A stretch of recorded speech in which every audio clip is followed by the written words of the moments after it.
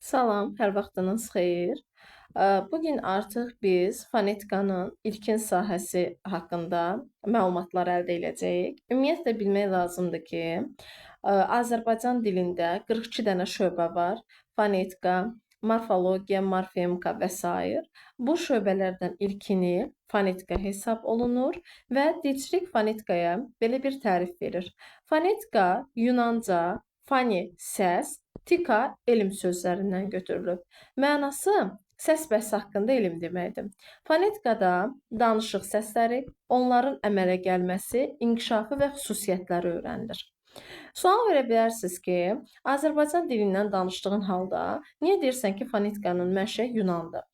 Səbəb budur ki, ilk dilçilik məktəbləri Yunanistanda yaranıb, ona görə də böyük əksəriyyət dilçilik terminləri ya Yunan mənşəli olur, ya da Roma mənşəli olur. Biz öyrəndik ki, artıq fonetikada dildəki danışıq səsləri, onların əmələ gəlməsi, inkişafı və xüsusiyyətləri öyrənilir. Bəs yaxşı, danışıq səsləri nədir? Danışıq səsləri danışarkən tələffüz elədiyimiz səslərdir və bu danışıq səsləri danışıq üzvləri vasitəsilə yaranır. Bu da iki yerə ayrılır. Fəal danışıq üzvləri, yəni dil, dodaq, səs telləri, burun boşluğu, ağız boşluğu və dişlər. Qeyri-fəal danışıq üzvləri ağız çənələri, nəfəs borusu və qırtlaq. Fəal danışıq üzvləri ilə qeyri-fəal danışıq üzvləri arasındakı fərq nədir? Fəal danışıq üzvləri olmasa və yaxud belə düşünək, dil dodaq olmasa biz danışa bilmərik. Amma qeyri-fəal danışıq üzvləri belə deyil. Tutaq ki, ağciyərində, qırtlağında, çənəsində problem olan biri danışacaq. Danışanda ya əziyyət çəkəcək, ya səsi yavaş çıxacaq, ya xırıltılı çıxacaq, amma yenə də danışacaq. Fəal danışıq üzvlərində isə bu belə deyil. Hər hansı bir problem bu fəal danışıq üzvlərində yaranarsa, danışma aktını həyata keçirtmək mümkün olmur. Biz bildik indi fəal danışıq üzvləri, qeyri-fəal danışıq üzvləri haqqında məlumatı. İndi digər nüanslara keçək. Məsələn, digər məsələlər nədir? Biz növbəti danışmalıyıq, danışıq səslərinin yazıda öz ifadəsindən əks olunması. Bunlar hansılardır? Məsələn, tutaq ki, biz düşünürük ki, bir hərf anlayışı var, bir də səs anlayışı var. Bizim bu belə deyək də, ibtidai sinifdən bildiyimiz anlayışdır. Bəs bu hərf və səs anlayışı nədir? Baxın, mən yazıram A səsini. Bu artıq hərfdir. Hərf danışıq səsinin yazıdakı şərti qrafik işarəsidir. Hərf yazılır və görülür. Səsi isə biz deyirik və eşidirik. Məsələn, A, B, P dedik və eşitdik. Hərfi yazırıq və görürük, səsi deyirik və eşidirik. Növbəti bir məsələ bizdə hansı ki, hərf və səs tərkibinin kəmiyyət və keyfiyyətcə fərqli və yaxud eyni olmaq anlayışıdır. Bu nə deməkdir? Ümumiyyətlə dilçilikdə bir kəmiyyət fərqi var, bir də keyfiyyət fərqi var. Gəlin əvvəla keyfiyyət fərqinə nəzər salaq. Məsələn, mən bura uşaq sözünü yazıram, uşaq və bu sözü uşaq, xına, uşaq deyə tələffüz edirəm. Uşaq qıla yazıram, uşaq x ilə tələffüz edirəm. Artıq burada keyfiyyət fərqi yarandı. Yəni söz yazıldığından fərqli keyfiyyətə keçdi. Məsələn, belə bir şey düşünək. Gedirik hər hansı bir parça alırıq. Həmin parça bir dəfə istifadə olunandan sonra öz keyfiyyətini itirir. Deyirik, nə keyfiyyətsiz imiş. Yəni söz yazıldığından fərqli tələffüz olunanda burada keyfiyyət fərqi yaranır. Bir də var kəmiyyət fərqi. Kəmiyyət fərqi nədir? Kəmiyyət fərqində isə ya səs artımı hadisəsi olur, ya da səs düşümü hadisəsi olur. Məsələn, mən bura yazıram a ilə sözünü, a ilə və bu söz ailə şəklində tələffüz olunur. Ailə şəklində tələffüz olundu. Baxın, mən burada dördkünc mötərizədən istifadə edirəm. Bunun adı transkripsiyadır. Sözün düzgün tələffüzü transkripsiyanın içərisində verilir. Və burada qoşa nöqtə istifadə eləsəm, qoşa nöqtə, bu bilin ki, uzanmanı göstərir. Ailə sözündə baxıb görürəm ki, A ilə İ-nin arasında Y samiti daxil oldu. 1, 2, 3, 4, 5. 5 dənə burada səs oldu. 1, 2, 3, 4. 4 dənə də hərf oldu. Aydın məsələdir ki, hərf səsdən azdır. Deməli, burada səs artımı hadisəsi baş verdi və bu bizdə kəmiyyət fərqini formalaşdırdı. Sonra növbəti bir anlayışımız nədir? Sait və samit anlayışıdır. Necə olur ki, dilçilikdə sait və samit anlayışı formalaşır? Baxın, hava axını ağız boşluğunda maneəyə rast gəlib gəlməməsinə görə saitlər və samitlər formalaşır. Nəzərə almaq lazımdır ki, sait səslərini tələffüz eləyəndə hava axını ağız boşluğunda heç bir maneəyə rast gəlmir. Məsələn, a, e, ə, i heç bir maneəyə rast gəlmədi. Amma samit səslərində belə deyil. Mənimlə birlikdə tələffüz eləsəz, b, p, d, t müəyyən qədər maneəyə rast gəlir. Ya nitq kəsilir, ya samiti tələffüz eləyəndə müəyyən qədər çətinlik çəkirik. Bu saitlərlə samitlər arasındakı əsas fərqdir. Deməli dedik ki, saitləri tələffüz eləyəndə hava axını ağız boşluğunda maneəyə rast gəlmir. Samitləri tələffüz eləyəndə isə hava axını ağız boşluğunda maneəyə rast gəlir. İndi digər bir nüansa baxaq. Saitlərin xüsusiyyətlərinə baxaq. Saitlər təmiz avazlı səslərdir. Yəni, onlar tələffüz eləyəndə hava axını ağız boşluğunda maneəyə rast gəlmir. Heca yaradırlar, vurğu qəbul edirlər və bəzi hallarda uzun tələffüz olunurlar. Dilimizdə 9 dənə sait səsi var. Aşağıdakılar sait səslərini əks etdirir və biz sait səslərini mütləq şəkildə təsnif eləməliyik. Yəni onlar qalın, incə, dodaqlanan, dodaqlanmayan və s. olmaqla müxtəlif cür təsnif edilirlər. Məsələn, birinci baxıram dilin üfüqi vəziyyətinə görə. Dilin üfüqi vəziyyətinə görə saitlər, qalın saitlər və incə saitlər olmaqla iki hissəyə bölünür. Məsələn, qalın saitlər A, I, O, U-nu, incə saitlər E, Ə, İ, Ö, Ü-nü təşkil eləyir. Bu nə deməkdir? Bu xətti düşünün. Düşünün ki, bu bir dildir. Burada qalın saitlər formalaşır, qalın saitlər. Burada isə incə saitlər formalaşır. Hətta fərqli bir detal var. E saiti dilin ortasında yaranan bir saitdir. Amma sırf tələffüzə görə incələrə yaxın olduğu üçün biz bunu üçüncü bir təsnif kimi bölmürük. Elə deyirik ki, E saiti dil ortası sait olsa da incə sait hesab olunur. Sonra gəlir dilin şaquli vəziyyətinə görə. Dilin şaquli vəziyyətinə görə açıq saitlər və qapalı saitlər olur. Bəzən buna at çənənin vəziyyətinə görə də deyirlər. Baxın, açıq saitləri tələffüz edəndə ağız genişlənir. A, E, Ə, mənlə birlikdə tələffüz eləsə siz də müşahidə edərsiniz. Amma qapalı saitləri tələffüz edəndə belə olmur. Qapalı saitləri tələffüz edəndə çənə daralır. I, I, U, Ü. Bu şəkildə çənə daralmış olur. Sonra növbəti bizdə dodaqların vəziyyətinə görədir. Dodaqların vəziyyətinə görə saitlər iki hissəyə bölünür. Dodaqlanan saitlər və dodaqlanmayan saitlər. Dodaqlanan saitlərə O, Ö, U, Ü daxildir. Yəni bunları tələffüz edəndə dodaqlar irəli gedir. Dodaqlanmayan saitlərə daxildir A, E, Ə, I və İ saitləri, hansı ki bu saitləri də tələffüz edəndə dodaqlarda çəkilmə prosesi müşahidə olunur. Yəni belə deyək də heç bir saitin tələffüzündə, dodaqlanmayan saitin tələffüzündə dodaqlarda irəli getmə hadisəsi müşahidə olunmur. Bu bizdə saitlərin təsnifidir. Növbəti bir anlayışımız qoşa saitli sözlərlə bağlıdır. Baxın, dildə 2 dənə sait yanaşı gələndə bu qoşa saitli söz adlanır. Və qoşa saitli söz iki hissəyə bölünür. Eyni cinsli qoşa saitli söz və təbii ki, müxtəlif cinsli qoşa saitli söz. Məsələn, mən bura saat sözünü yazıram, bir də mən bura yazıram ailə sözünü. Baxın, saat sözündə 2 dənə A saiti yanaşı gəlib, cinsləri eynidir.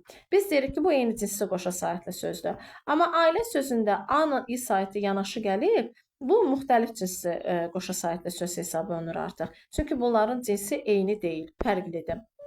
Sonra növbəti bir nüans var. Bunların tələffüz qaydası. Yəni eyni cinsli qoşa saitli sözlərin tələffüz qaydası. Əgər ki, sözdə 2 dənə sait yanaşı gəlibsə, onlardan biri düşür, digəri uzun tələffüz olunur. Məsələn, mən bura yazmışam maaş sözünü. 2 dənə sait yanaşı gəlib, cinsi eynidir. Mən bu sözü maaş şəklində tələffüz edirəm. Yəni A-nın biri düşür, digəri uzun tələffüz olunur. Maaş. Eyni qayda təbii, əmtə, təəssüf, saat tipli sözləri də əhatə eləyir. Sonra digər bir nüans da var burada. Qoşa O-nun tələffüzü ilə bağlı nüans var. Burada biraz fərqlilik var. Ona görə biz bunu ayrı təsnif eləyirik. Məsələn, tutaq ki, mən bura yazmışam zoologiya sözünü. Baxın, zoologiya sözündə fikir versəz 2 dənə O saiti yanaşı gəlib. Nə hadisəsi baş verir? Əgər söz qoşa O-la yazılıbsa, O-nun biri düşür, digəri uzun tələffüz olunur. Bu birinci qaydadır. O-nun birini düşürürük, digəri uzun tələffüz olunur. Növbəti bir fərq odur ki, Əgər söz qoşu o ilə yazılıbsa, məsələn, baxın, buranı biraz təmizləyək, daha rahat görəsiniz. Məsələn, koordinasiya sözüdür. Koordinasiya sözü 2 dənə o ilə yazılıb. Burada artıq nə hadisəsi baş verir? O-nun biri düşür, digəri A-ya keçir. Koordinasiya şəklində tələffüz olunur. Burada kooperativ A olmalıdır. Burada da yazanda sadəcə xəta düşüb. Koordinasiya şəklində olmalıdır. Yəni siz koordinasiya yazırsınız və bu sözü baxın bu şəkildə koordinasiya şəklində tələffüz edirsiniz. Yəni O-nun biri düşür, digəri isə A-ya keçmiş olur. Bu eyni cinsli saytların tələffüzü ilə bağlı idi. Sonra isə gəlir bizdə müxtəlif cinsli qoşa saytlı sözlərin tələffüzü. İndi bunlara nəzər yetirək. Məsələn, bunlar hansılardır? Ümumiyyətlə sözdə mənim vurğuladığım bu hərf qoşalıqları gələrsə, məsələn, A idi, İ-adır, İ-ədir və s. bu hərf qoşaları gələrsə, bu saitlərin arasına mütləq Y samiti artırılmalıdır.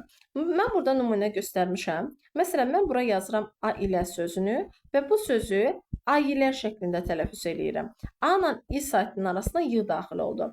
Və yaxud tutaq ki, mən bura yazmışam dairə sözünü, bu sözü tələffüz edəndə dairə şəklində tələffüz olunur. A ilə İ saitinin arasına Y samiti daxil oldu və bu hadisə səs artımı hadisəsi hesab olunur. Sonra əgər sözdə A-Ə saiti yanaşı gələrsə, bu yanaşı işlənən saitlərdə A səsi uzun tələffüz olunur. Bəraət, qənaət, itaət və s. şücaət və s. A saiti uzun tələffüz olunmuş olur. Amma arasına Y daxil olmur. Sadəcə A saiti uzun tələffüz olunur.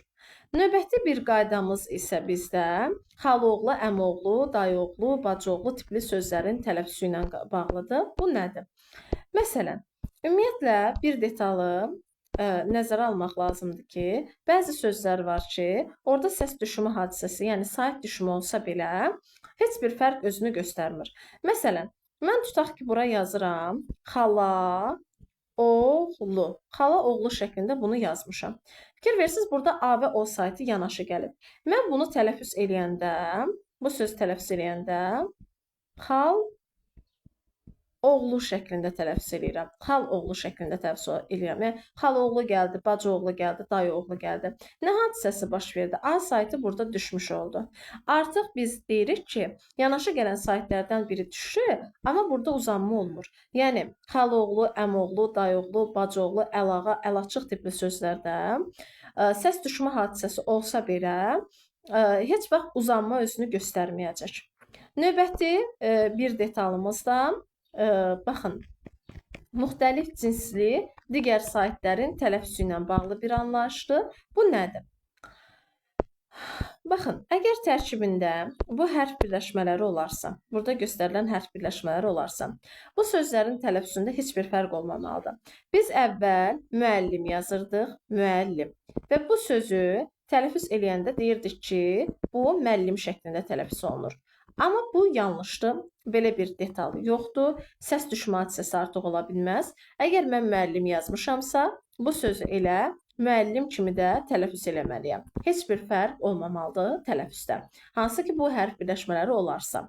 Məsələn, aerodrom, aerodrom və yaxud okean, okean, realizm, realizm, teatr, teatr, səadət, səadət, teorem, teorem. Necə yazmışamsa, o şəkildə də tələffüz eləməliyəm. Heç bir fərq özünü göstərməməlidir.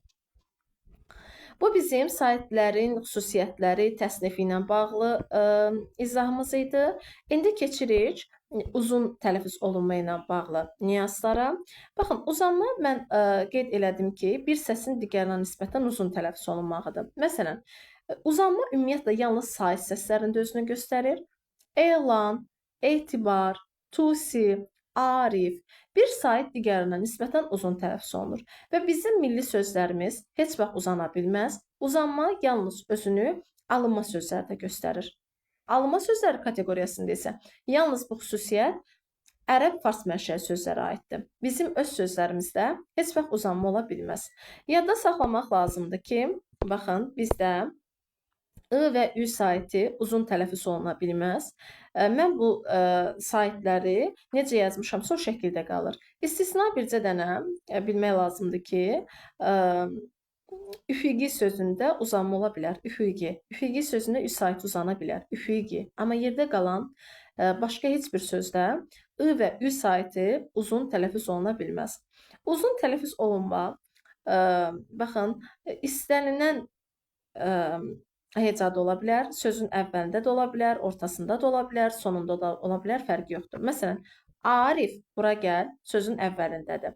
Və yaxud sədaqət sözün ortasındadır. Və yaxud qəsidə sözün sonundadır. İstənilən yerdə uzanma ola bilər. Uzanmanın konkret qaydası yoxdur. Uzanma sizin praktikanızla bağlıdır. Siz özünüz bunu müşahidə eləməlisiniz. Bizə dənə sizə kömək məzmunu nəyi deyə bilərəm qeyd kimi? Yada saxlamaq lazımdır ki, sözünün şəkilçilərdə uzanma var. Məsələn, tutaq ki, yazıram bura biməkan. Biməkan məkansız deməkdir. Bu sözü belə tələffüz edirəm. Biməkan. Yəni artıq şəkilçi hissəsində uzanma hadisəsi baş verdi. Bi uzandı. Bütün sözünün şəkilçilərdə uzanma var.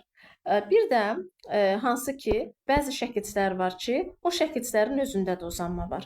Məsələn, tutaq ki, yazıram bura anə, yanə və namə. Bu şəkilçilər, bu 3 dənə şəkilçinin özündə uzanma var. Malikanə, Fərhadnamə. Baxın, anədə A, namədə A, yanədə A saitləri uzun tələffüz olunur. Və bu şəkilçilərin olduğu sözlərdə adətən 2 uzanma özünü göstərmiş olur. Məsələn, onu nümunə ilə göstərək sizə. Harda yazaq? Məsələn, yazaq burada. Malik anə. Malik anə. Burada qoşa nöqtədir. Baxın, bu sözlərdə malik hissəsində və anə. Bu hissədə qoşa nöqtə var. Və artıq burada 2 dənə uzanma özünü göstərdi. Növbəti bizdə digər bir anlayış ov-öv hərf birləşməsi ilə bağlıdır. Nəzərə almaq lazımdır ki, tərkibində ov-öv hərf birləşməsi olanda bu sözlərin tələffüzündə heç bir fərq yaranmır. Məsələn, mən bura yazmışamsa dovğa, bu sözü elə dovğa şəklində də tələffüz eləməliyəm. Heç bir fərq olmamalıdır. Necə yazmışamsa, o şəkildə də tələffüz olunmalıdır. Bu bizim saitlərlə bağlı təsnifimiz idi. Saitlərin bütün xüsusiyyətlərini burada əks elətdirdik. İndi isə keçək samitlər haqqında məlumatlara. Nəzər yetirək samitlər və onların növlərinə. Ümumiyyətlə samitlər nədir? Samitlər bizdə o səslərə deyilir ki, onlar tələffüz olunanda maneəyə rast gəlirlər. B, P, D, T. Onlar tələffüz olunanda maneəyə rast gəlirlər. Və bu səslər maneəli, küylü səslərdir. Bunlar da kar və cingiltili olmaqla iki hissəyə ayrılır. Kar samitləri tələffüz edəndə səs telləri geri fəal olur. Bunlar yalnız kuydən ibarətdir. Amma cingiltili samitlərdə isə həm səs telləri, həm də kuydən ibarət olur. Yəni həm səs telləri fəaldır, həm də küy mövcuddur. Cingiltili samitdən kar samitin fərqi budur ki, kar samit yalnız kuydən ibarətdir. Cingiltili samitlər isə həm səs telləri fəal olur, həm də kuydən ibarət olur. Bunlar qoşalıq şəklində öyrənilir. B, P, C, Ç, D, T, C, Ç. Yəni qoşalıq şəklində öyrənilir. Məsələn, deyirik ki, B cingiltilidir, P kar qarşılığıdır. Yadda saxlamaq lazımdır ki, L, M, N, R samitləri sonordular. Yəni onların hansı ki cingiltilidir, kar qarşılığı yoxdur. H da kardır, onların cingiltili qarşılığı yoxdur. Sonor samitləri yadda saxlamaq üçün limonlar sözünü də yadda saxlamaq olar. Limonlar sözündəki bütün samitlər bizdə hesab olunur qarşılığı olmayan cingiltili samitlər. Daha sonra bir digər detal, bizim dilimizdə ümumiyyətlə 25 dənə samit səsi var. Bunlardan 23-ünün şərt işarəsi var. Yerdə qalan 2 səsin şərt işarəsi yoxdur. Onlardan biri x iştirik səsidir. Bu i-i ifadə eləyir. Digəri isə çıxışdirikdir. Bu da k-nı ifadə eləyir. Hansı ki, bunların səsi olsa da yazda işarəsi yoxdur. Ona görə də deyirik ki, 25 dənə səs, 23 dənə hərf var. Və hər hansı ki, səsin özünə məxsus tələffüz qaydası var. Lakin bəzi səslər var ki, onlar bir yox, bir neçə səs ifadə eləyir və bu qəbul proqramında daha çox istifadə olunan anlayışdır. Məsələn, ç samitinin yazılışına və tələffüzünə baxsam, ç samiti birinci ç-nı ifadə eləyir. Tutaq ki, mən bura yazıram kələm sözü. Kələm sözündə ç səsini ifadə eləyir. Sonra mən məsələn k-ya baxıram. Bank sözü. Baxın, bank. Fikir verirsiniz, bank deyə tələffüz eləyirəm. K səsini ifadə eləmiş olur burada. C kimi. Məsələn, mən bura yazıram 8 sözünü və bu sözü tələffüz eləyəndə 8 şəklində tələffüz eləyirəm. Nə hadisəsi baş verdi artıq? C-yə keçmiş oldu. Sonra məsələn, i səsini ifadə eləyir. Çiçək, çiçək şəklində tələffüz eləyirəm və yaxud çörək, çiyələk şəklində tələffüz eləyirəm. Və digər bir nüans y kimi yazılmağı və deyilməkdir. Bu nədir? İndi əvvəla buranı təmizləyək, biraz qarışıqlığı aradan qaldıraq. Əgər söz bizdə k ilə yazılıbsa və ix kimi tələffüz olunursa, həmin sözə saitlə başlanan şəkil artıranda ç-yə əvəzlənməsi baş verir. Məsələn, mən bura yazıram, tutaq ki, çörək. Bunu ç-la yazıram. Bu sözü çörək ix kimi tələffüz edirəm. Və bu sözə saitlə başlanan ın şəkilçisi artırıram. Olur çörəyin. Ç y-yə keçmiş oldu. K-y əvəzlənməsi baş verdi. Bir nüans var. Bu testdə ən çox istifadə olunan haldır. Bunu da sizə mən nümunə kimi göstərim. Samit və sait məsələsi. Yəni, belə götürək. Məsələn, mən yazıram bura. Çörək aldım. Bir də yazıram bura. Çörək satdım. Əgər sözün sonu ç-la yazılıb və həmin söz çörək satdım. Əgər həmin sözdən sonra saitlə başlanan söz və ya şəkilçi gələndə bu y-ya keçir. Çörək aldım və satdım şəklində olur. Amma samitlə başlanan söz və ya şəkilçi gələndə fikir verirsiniz, satıram sözündəki s samitlə başlayıb. Artıq bu ç ix kimi tələffüz olunur. Çörək satıram şəklində tələffüz olunur. Və ən qlobal mövzudur bu. Ümumiyyətlə, saitlə başlanan şəkilçi gələndə y olur, samitlə başlanan şəkilçi və ya söz gəldikdə isə ix kimi tələffüz edilir. Bu bizdə ç samitinin tələffüzü idi. İndi digər detala keçək. Q samitinin tələffüzünə nəzər yetirək. Q samitinin tələffüzündə necə olur? Birdən buranı təmizləyək.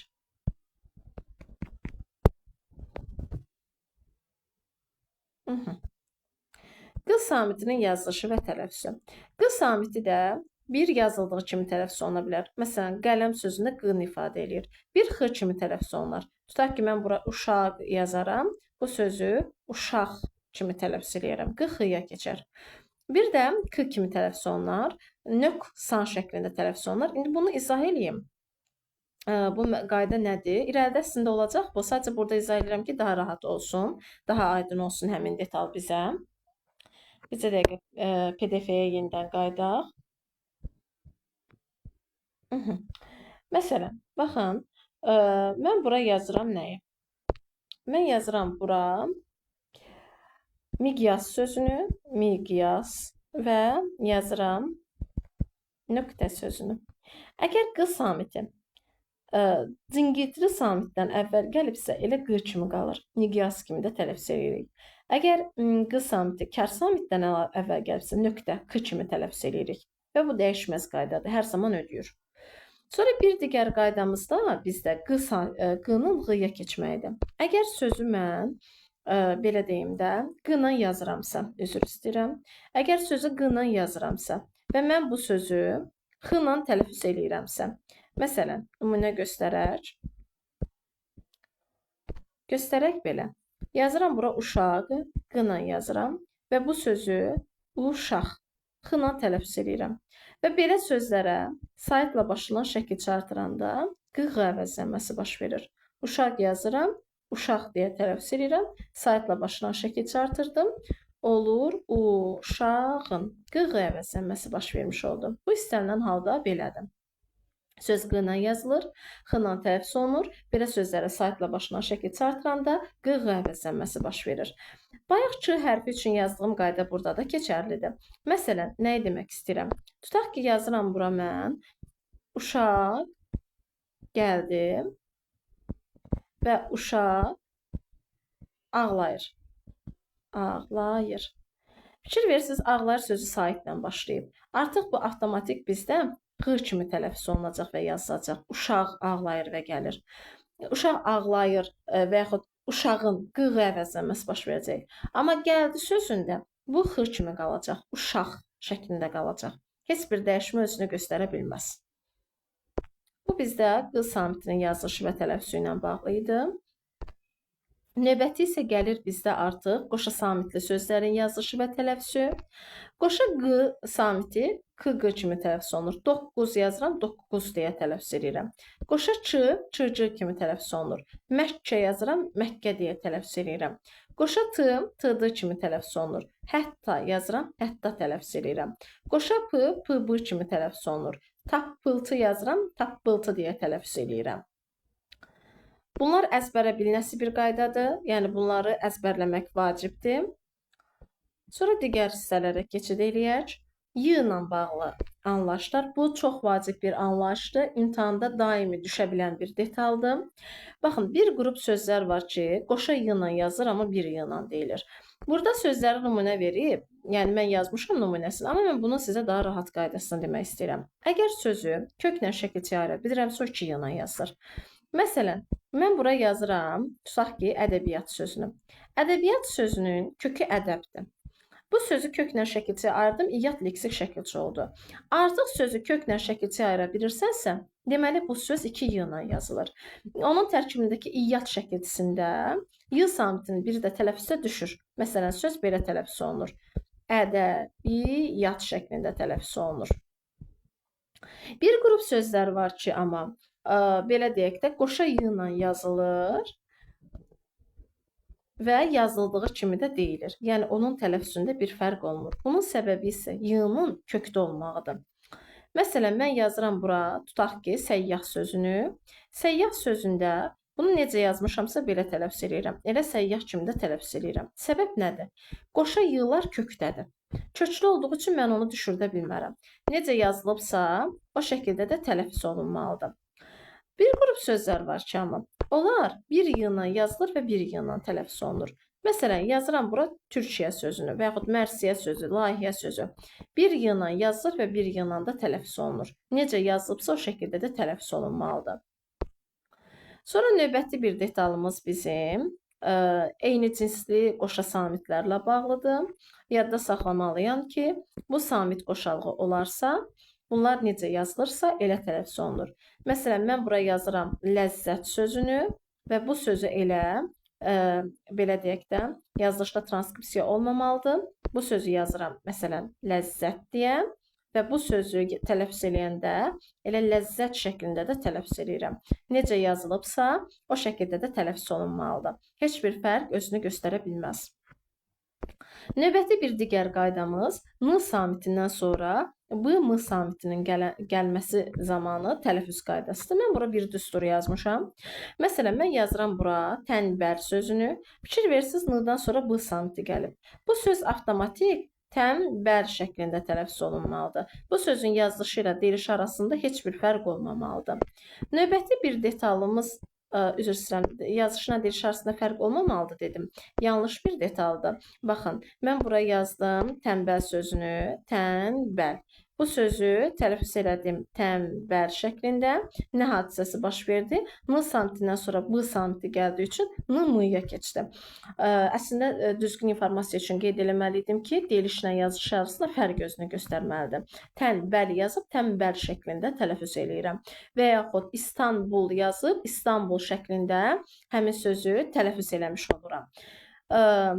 Amma bir qrup sözlər var ki, bunların yazılışında və deyilişində o sözlər m-landır. Yəni, heç bir fərq göstərməməlidir özünü. Məsələn, hansı sözlərdir bunlar?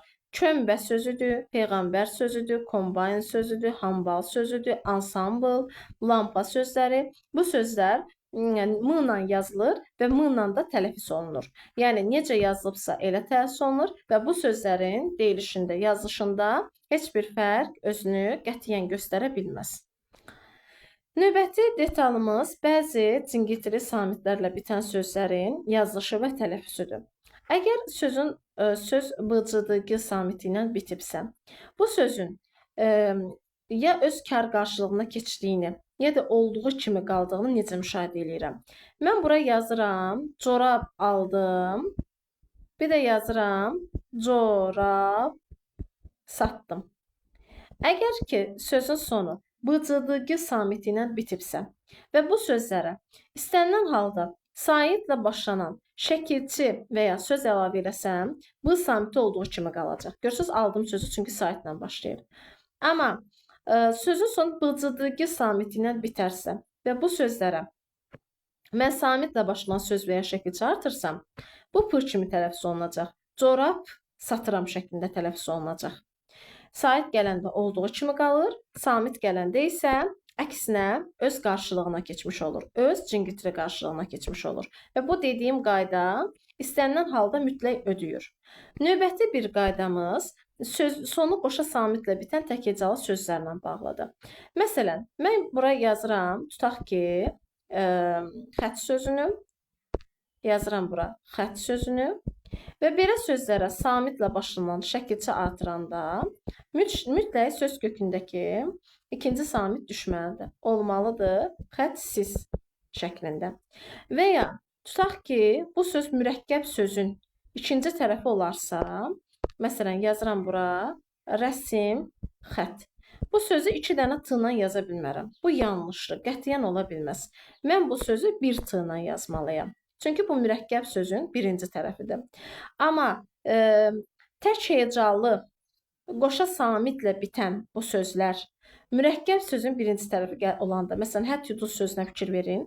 Birinci tərəf olanda qoşa d olduğu kimi qalmalıdır. Yəni qoşa samit olduğu kimi qalmalıdır. Heç bir fərq özünü göstərməməlidir. Sonra növbəti digər anlayışımıza keçək. Müxtəlif cinsli qoşa samitli sözlər.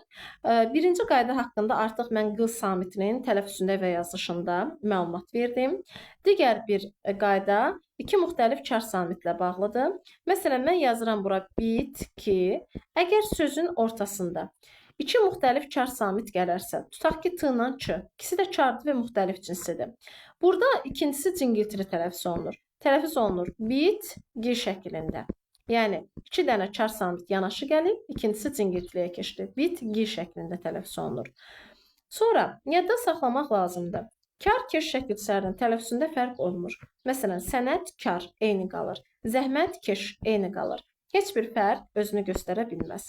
Sonra bir qrup sözlər var ki, hansı ki, onlar t ilə yazılır, amma t ilə yazılsa da d ilə tələffüz olunur. Məsələn, mən yazıram, baxıram, tutaq ki, dəftər sözü t ilə yazmışam, amma bu sözü dəfdər şəklində əvəz edirəm, tələffüz edirəm. T d-ya keçmiş olur. Və yaxud küftə yazıram, küfdə şəklində də tələffüz edirəm. Sonra növbəti bir qaydamız vt ilə bağlıdır.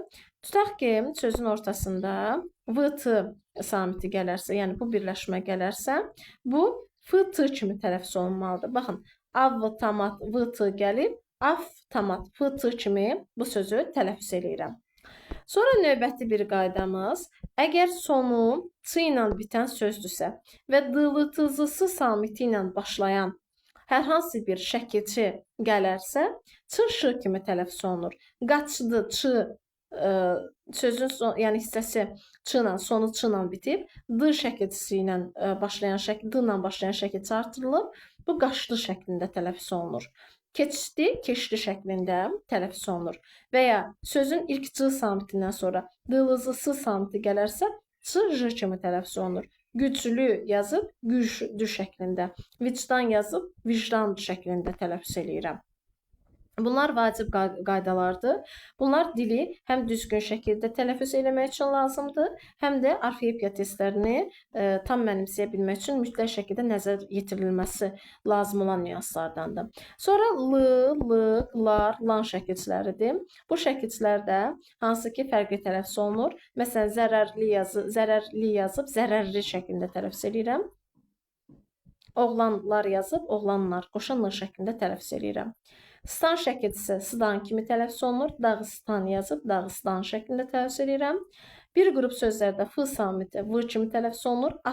asfalt yazıb asfalt şəklində tələffüz edirəm. Bəzi sözlərdə B hərfi P kimi tələffüz olunur. Abşeron yazıb Abşeron şəklində də tələffüz eləmiş oluram. Sonra növbəti bir qaydamız var bizdə. Bunlar hansı ki, baxaq. Məsələn, Q ilə bağlıdır. Tutaq ki, bir qrup sözlər var ki, o Q ilə yazır, X ilə tələffüz olunur. İxtişaş yazıb, ixtişaş şəklində tələffüz eləyirəm. Sonra bağça və boğça sözlərinin tələffüzündə burada boğça və bağça şəklində tələffüz olunur. Yəni Q hərfi X kimi, Ç hərfi isə C kimi tələffüz olunur. Və yadda saxlamaq lazımdır. Ən çox imtahanlarda istifadə olunan sual tipləridir. Hansı ki, AS-nin, BA-nın, BB-nin qlobal suallarındandır. Orfoqrafiya ilə bağlıdır. Məşğələ yox, məşğələ. Məşğul yox, məşğul yazılır. Hansı ki, bir qrup sözlər var ki, yəni onlar Q ilə yazılır və Q ilə tələffüz olunur. Məğlub, məğrur, portağal, sorğu, qoğal, sırğa və s. tipli sözlər buna aiddir. Və bir digər detal, qazaq, yevlaq, samuq, azıq tipli coğrafi adlarda X hərfi necə yazılırsa elə də qalır. Heç vaxt X-ya keçmir. Yevlağa, qazağa, azığa şəklində. Necə yazılırsa o şəkildə də qalır. Bu bizim saitlər və samitlərin tələffüzü yazışı haqqında məlumatımız idi. Fonetika 2 hissəli keçirilməlidir. Birinci hissə bizdə sait və samitlərin təsnifi ilə bağlıdır. Artıq ikinci hissədə isə heca, ahəng qanunu və vurğu haqqında danışıb materialımızı fonetika haqqında artıq yekunlaşdırmış oluruq.